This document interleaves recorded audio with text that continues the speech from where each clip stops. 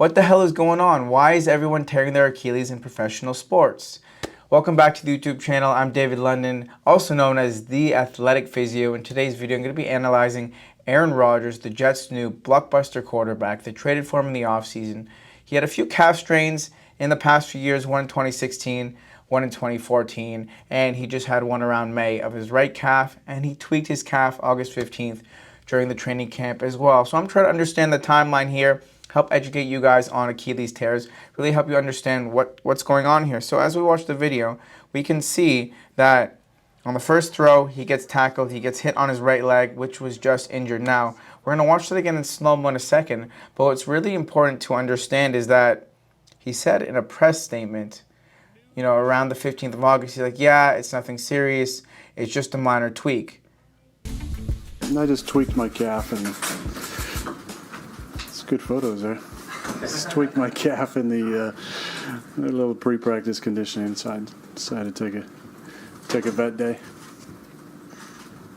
May keep you down a while or a short time? I don't know. I mean, I don't think it's too serious. But come on, guys, look at this guy's medical history.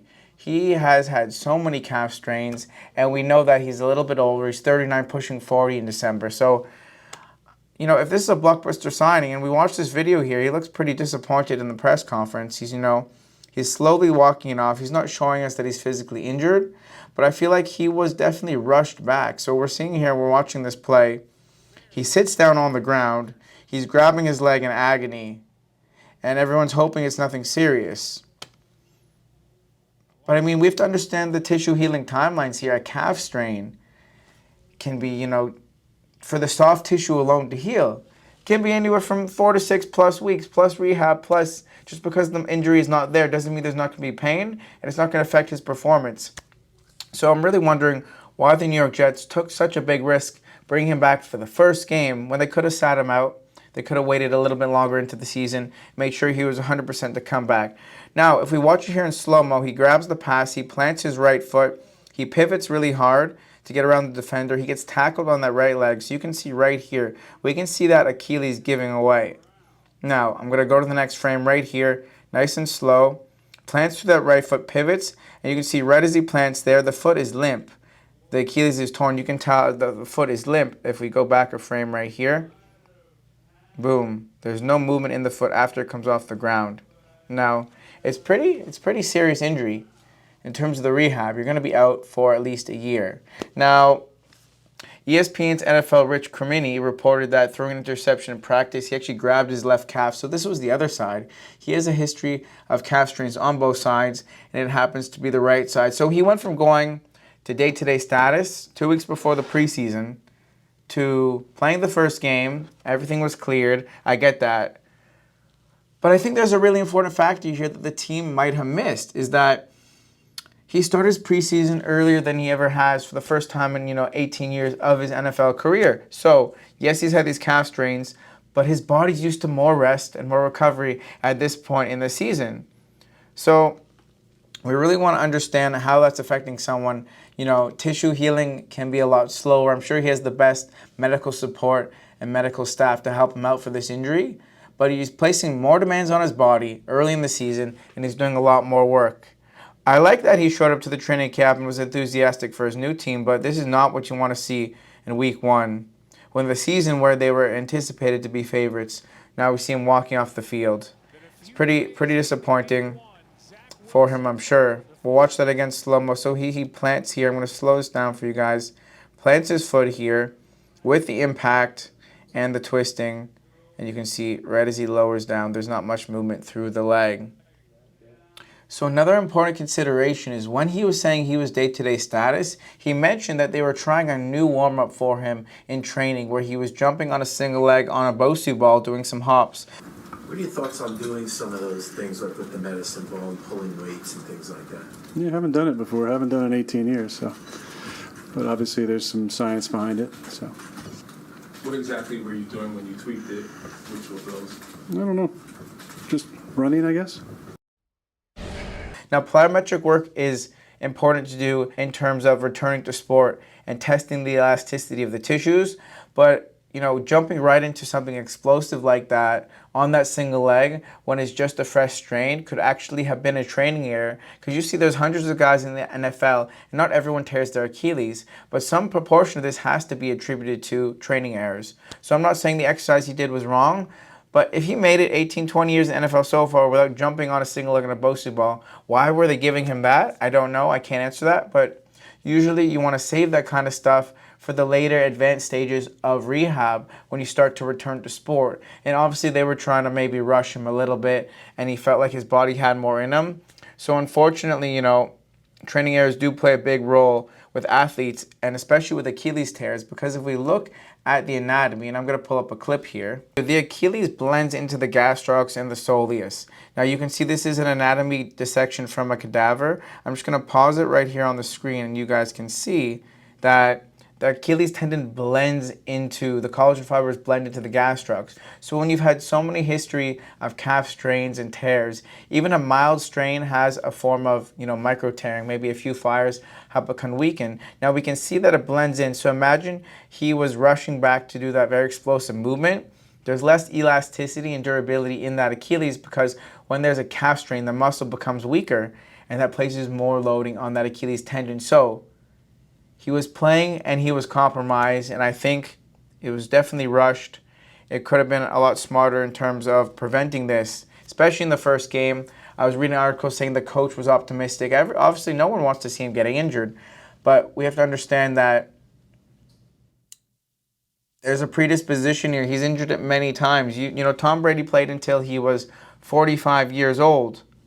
And he barely runs, and he's a lot more cautious. He still gets the job done. But you see clips of, Aaron Rodgers. Of course, he's a freak athlete, making these crazy sprints and trying to show off in the training camp around the time he had the calf strain. So that leads me to wonder, how much of it was that, excitement that allowed him to push through a little bit more discomfort versus who made that final call to let him play. Because we do know, it could have been a freak accident.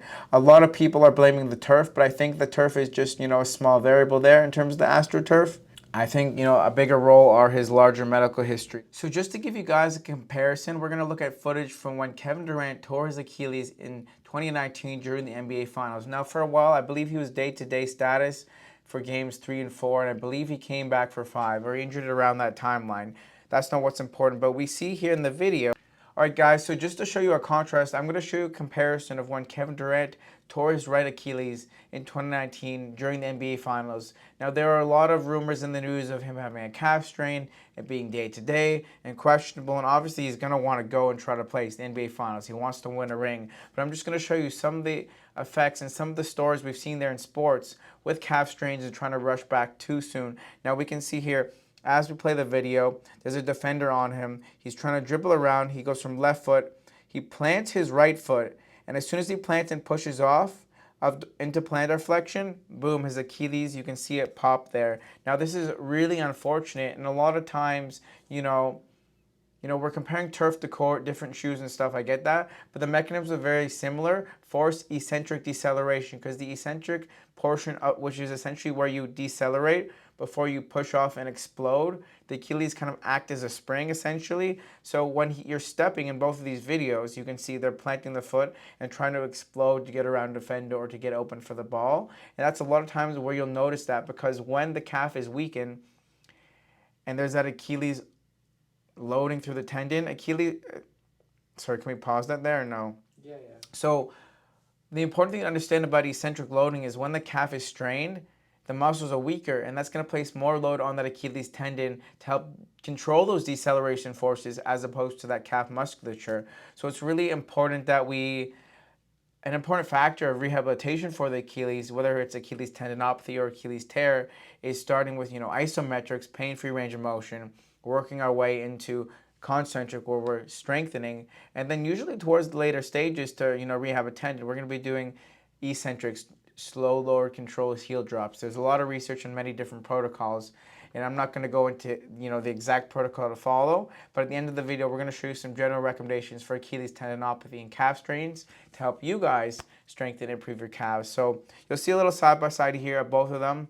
You'll see I have a little circle around. You can see they're both planting that right foot, and unfortunately Kevin Durant tears his Achilles there. We're going to go back and play that one more time, just taking a look here. So he's dribbling, plants left foot, coming onto the right, and you can see here there's a snap of that Achilles tendon. So now we're going to look at a little bit of the a systematic review done in 2019 showing the weight bearing through the Achilles tendon through various activities. Now we know with walking, running, the forces can go from 4 to 8 times your body weight. And in terms of the rehab protocols, a really awesome systematic review was done showing normative values. So this can really be helpful in terms of guidelining return to sport if you have more an Achilles tendinopathy, and the study can also be used to help you progress in terms of return to sport and rehab. You can see here there's the very low level load group where group 1 was lower load than walking, group 2 load equivalent to walking, and then group 3 is extreme load equivalent to running. So this starts with something as basic as single leg calf raises. This goes from as basic exercises such as seated calf raises to bilateral calf raises, to eccentric calf raises or single leg calf raises, and exercises that are going to have extreme loading that are going to help you return to running, cutting, and jumping and other athletic sports. So we're going to go and demonstrate a few of these exercises, and you can check out the study for yourselves. It'll be linked in the comments below. But for example, you can do rebounding and hopping, single leg hopping, hopping and catching on 2 legs. Usually we want to start in a progressive order, starting with 2 legs before working to single leg progressions, but it's really important to follow the protocols here. Start with 1. Understand that Achilles rehab is not linear, so there's going to be times throughout the rehab where there's a little bit more pain, and you're going to have to monitor your performance doing these activities, noticing how you feel during the activity, as well as see how the soreness in the muscle feels afterwards. So come and check these out. I'm going to show you an example from each one of these groups. So if we look at both ends of the loading spectrum here, the lowest loading group was the seated bilateral calf raise on 2 legs. And then at the most extreme end, we're going to be doing single leg hopping. Now again, these are opposite ends of the spectrum. We're going to show you some other examples as well as talk about how to perform the seated calf raise. Now you'll notice in the seated calf raise, you're just sitting on a box or a chair. You're coming up into plantar flexion on the toes. Pretty minimal weight bearing. Then we progress to a standing variation. So again, that is load still lower than walking on the 2 legs. And we're doing this bilaterally, so it's not just focusing on the one side. So you'd be coming up on the toes, pausing nice and slow at the top, controlling it back down. And then it's going to get a little harder. We're going to be jumping on 2 legs. This requires a bit more force through tendon, a little bit of power, as well as control in the deceleration phase. And the hardest, as you can see here, is a single leg hop. Noticing the importance of catching the hop. You're not going with momentum and losing the position of your leg. Really try to stay nice and slow and controlled here. Remember, when performing a single leg hop, you can do your best to control how much power and intensity you're pushing through that. So always start on the lighter side, doing some warm-up sets, etc. reps, pushing off a little bit lighter, and then building more explosive as you feel more confident in that Achilles tendon. Thanks so much for watching today's video. I'm curious what your thoughts are on Aaron Rodgers' Achilles tear, and if you have any questions about Achilles rehab in general. If you found this helpful, I'll definitely make a follow-up video showing some more rehab progressions. Don't forget to like, comment, subscribe. Check out all the resources in the show notes below. You can check out my athletic mobility program, or if you're interested in working with us together, we offer online and remote athletic physio performance coaching. So whether you have an injury, you want to return to performance, or you're looking to improve your physique and become more athletic in the gym, run faster, check out the link below. Apply for athletic physio performance coaching. We'll see you in the next video. And don't forget, you got to stay fit.